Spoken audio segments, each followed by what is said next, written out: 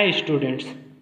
आज हम लोग क्लास 10th के विज्ञान के क्वेश्चन देखेंगे जो इम्पोर्टेंट है और असाइनमेंट के क्वेश्चन है। मैं आप लोगों को क्वेश्चन का सॉल्यूशन बता रहा हूँ। आप लोगों ने क्वेश्चन बनाया होगा, अपना आंसर मैच कर लेंगे और मैं आप लोगों की हेल्प कर रहा हूँ एक तरीके से कि आप लोगों के असाइनमेंट में जो भी डाउट होगा वो क्लियर करने के लिए। यदि आप लोगों ने चैनल को सब्सक्राइब नहीं किया है तो प्लीज़ चैनल को सब्सक्राइब कर लीजिएगा और ज़्यादा फ्रेंड को शेयर कीजिएगा। सबसे पहला क्वेश्चन है हम लोग का, मेंडलीव की आवर्त सारणी एवं मोसले की आधुनिक आवर्त सारणी में तत्वों की व्यवस्था की तुलना करना है। हम लोग को मेंडलीव और मोसले की जो आधुनिक आवर्त सारणी है उसकी तुलना करना है। तो चलिए आते हैं इसके तुलना। देखिए आंसर, आधुनिक आवर्त सारणी एवं मेंडलीव की आवर्त सारणी में तत्वों की व्यवस्था की तुलना। एक तरफ है मेंडलीव की आवर्त सारणी, दूसरी तरफ है आधुनिक आवर्त सारणी। पहला है, उस समय तक 63 तत्वों को बढ़ते परमाणु द्रव्यमान में व्यवस्थित किया गया था। उस समय ना, फिर उसके बाद आधुनिक आवर्त सारणी, वहाँ पर क्या हुआ, परमाणु जो तत्व है उसकी संख्या बढ़ गई। कुल 118 तत्वों को बढ़ते परमाणु क्रमांक में व्यवस्थित किया गया। फिर इस आवर्त सारणी में 8 ऊर्ध्वाधर स्तंभ है जिन्हें वर्ग कहते हैं, और आधुनिक आवर्त सारणी में इसमें 18 ऊर्ध्वाधर स्तंभ है जिन्हें वर्ग कहते हैं तथा 7 आवर्त है। तीसरा, तत्वों के समस्थानिक को सारणी में स्थान नहीं मिल सका। इसका तीसरा, तत्वों के समस्थानिक को सारणी में उचित स्थान प्राप्त हुआ क्योंकि उनके परमाणु क्रमांक एक समान होते थे। रासायनिक दृष्टि से असमान तत्वों को भी एक साथ रखा गया और इसमें रासायनिक दृष्टि से असमान तत्वों को अलग अलग वर्गों में स्थान दिया गया। पांचवा तुलना है, सभी संक्रमण तत्वों को एक ही वर्ग 8 में रखा गया और इसमें संक्रमण तत्वों को वर्ग 3 से वर्ग 12 में रखा गया। और भी अंतर है, मैंने और भी तुलना ले लिए है। छठवां है, उत्कृष्ट गैसों की इस सारणी के बनाने तथा खोज ही नहीं हो पाई थी, जबकि आधुनिक वाले में उत्कृष्ट गैसों को वर्ग 18 में स्थान दिया गया। सातवां तुलना, कुछ उच्च द्रव्यमान वाले तत्वों को उन तत्वों से पहले स्थान दिया गया जिनका परमाणु द्रव्यमान कम था। इसमें इस सारणी में वर्गीकरण के आधार पर परमाणु क्रमांक है, इसलिए इनमें प्रतिलोम क्रम का दोष नहीं है। ठीक है, ये पहला क्वेश्चन का आंसर हुआ। अब चलते हैं नेक्स्ट क्वेश्चन। नेक्स्ट क्वेश्चन है, एक नीले रंग के पुष्प वाले पौधे बीबी का संकरण एक सफेद रंग के पुष्प वाले पौधे बीबी से कराया जाता है। निम्न प्रश्नों का उत्तर दीजिए। पहला प्रश्न है, प्रथम पीढ़ी F1 से प्राप्त होने वाले पौधे के पुष्प का रंग बताइए। दूसरा, प्रथम पीढ़ी में प्राप्त पौधे का स्वपरागण करने पर द्वितीय पीढ़ी F2 से प्राप्त सभी पुष्प वाले पौधे का प्रतिशत बताना है। तीसरा प्रश्न है, द्वितीय पीढ़ी F2 से प्राप्त जीनोटाइप पौधे का अनुपात दर्शाइए। तो चलिए आंसर, पहला है, प्रथम पीढ़ी F1 से प्राप्त होने वाले पौधे के पुष्प का रंग बैंगनी है। मेंडल ने शुद्ध बैंगनी और शुद्ध सफेद फूल वाले पौधों के बीज बोए और उनमें परागण करवाया। इस तरह जो संकर बीज बने, उन्होंने बोने पर जो पौधे बने उन सब में बैंगनी फूल लगे। ये प्रथम पीढ़ी F1 जनरेशन था। फिर दूसरा क्वेश्चन, मेंडल ने जब F1 के बैंगनी फूलों वाले पौधे में स्वपरागण के बीज बोए तो आश्चर्य हुआ कि अगली पीढ़ी में द्वितीय पीढ़ी F2 जनरेशन सारे पौधे में बैंगनी फूल नहीं लगे। उन्होंने 929 पौधे में 705 पौधों पर बैंगनी फूल लगाए, जिसमें 224 पौधों पर सफेद फूल लग गए। तो उन्होंने अनुपात के रूप में देखा कि बैंगनी और सफेद फूल वाले पौधों के बीच का अनुपात 3.15:1 था।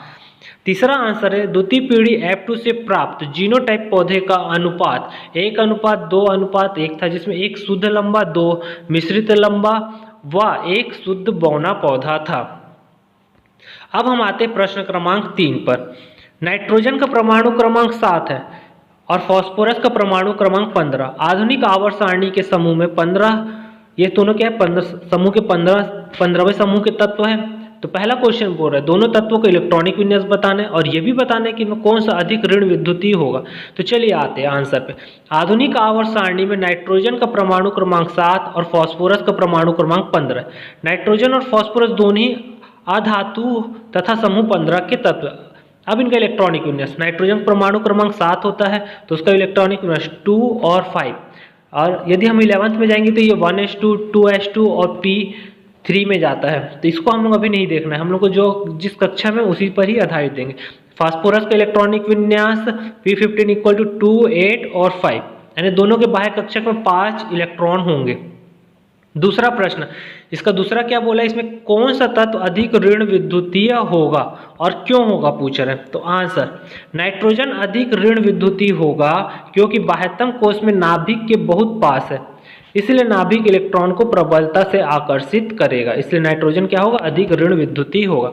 ये प्रश्न क्रमांक 3 का आंसर है। अब आते हैं प्रश्न क्रमांक 4। आप उन लोगों को यदि वीडियो अच्छी लग रही हो तो प्लीज चैनल को सब्सक्राइब कीजिएगा और ज़्यादा फ्रेंड को शेयर कीजिएगा। प्रश्न क्रमांक 14 क्या बोल रहे, एक ऐसी वैकल्पिक ऊर्जा स्रोत युक्ति का सचित्र वर्णन कीजिए जो सौर ऊर्जा को विद्युत ऊर्जा में बदलता है। वैकल्पिक ना, सौर ऊर्जा को विद्युत ऊर्जा, यानी सोलर एनर्जी का उपयोग करके वो क्या करता है, विद्युत ऊर्जा में कन्वर्ट करता है। तो सौर सेल के बारे में हम लोग जानते हैं। चलिए आते हैं, चौथे का आंसर है सौर बैटरी या सौर सेल फोटो वोल्टाइक प्रभाव के द्वारा सूर्य या प्रकाश के किसी अन्य स्रोत से ऊर्जा प्राप्त करता है। अधिकांश उपकरण के साथ सौर बैटरी इस तरह से जोड़ी जाती है कि वह उस उपकरण का हिस्सा ही नहीं बन जाती और उसे अलग नहीं की जा सकती। सूर्य की रोशनी से 1 या 2 घंटे में पूरी तरह चार्ज हो जाती है। सौर बैटरी में लगे सेल प्रकाश का समाहित कर अर्धचालकों में इलेक्ट्रॉन को उस धातु के साथ क्रिया करने को प्रेरित करता है। एक बार यह क्रिया होने के बाद इलेक्ट्रॉन में उपस्थित ऊर्जा या बैटरी में भंडारण हो जाती या फिर सीधे प्रयोग में आ जाती। ऊर्जा के भंडारण होने के बाद सौर बैटरी अपने निश्चित समय पर डिस्चार्ज हो जाती। ये उपकरण में लगे हुए स्वचालित तरीके से पुनः चालू हो जाती है या उसे कोई व्यक्ति ऑन करता है। ये सौर बैटरी के बारे में जानकारी था। अब ये इसका डायग्राम है, देखिए माइक्रो क्रिस्टलाइन सिलिकॉन वेफर से बना हुआ सौर सेल, ये पूरा ब्लू कलर का रहता है और सिलिकॉन का बना होता है। इसका सेल का चिन्ह है एक प्लस और एक माइनस, ठीक है। और ये अपन बैटरी में यूज करते हैं।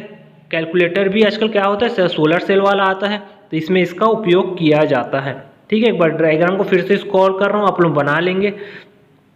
आगे, अधिकांशतः जस्ता अम्लीय लेड एसिड और निकिल कैडमियम और सौर बैटरी का प्रयोग होती है। लेड एसिड बैटरी कुछ सीमाएं होती है, जैसे कि वह पूरी तरह चार्ज नहीं हो पाती, जबकि इसके विपरीत निकिल कैडमियम बैटरी यह कमी नहीं होती, लेकिन ये अपेक्षाकृत भी होती है। सौर बैटरियों को वैकल्पिक ऊर्जा स्रोत के रूप में भी प्रयोग करने हेतु भी गौर किया जा रहा है। अभी तक इन्हें केवल छोटे इलेक्ट्रॉनिक उपकरणों में प्रयोगनीय समझा जा रहा है। पूरे घर को सौर बैटरी से चलाना चाहे संभव हो, लेकिन इसके लिए कई सारे बैटरियों की आवश्यकता होगी। इसकी विधियां तो उपलब्ध है, लेकिन यह अधिकांश लोगों के लिए अत्यधिक महंगा पड़ेगा। बहुत से सोलर सेल को मिलाकर आवश्यकता अनुसार श्रेणी क्रम या समानांतर क्रम में जोड़कर सोलर पैनल या मॉड्यूल एवं सौर ऊर्जा बनाए जाते हैं। सौर सेलों द्वारा जनित ऊर्जा सौर ऊर्जा का एक उदाहरण है। ये आप लोगों के प्रश्न क्रमांक 4 का बहुत सटीक आंसर है, आप इसे आराम से लिख सकते हैं। लास्ट क्वेश्चन, अनुवांशिकी का अध्ययन हमें फसलों उत्पादन बढ़ाने में कैसे मदद करती है।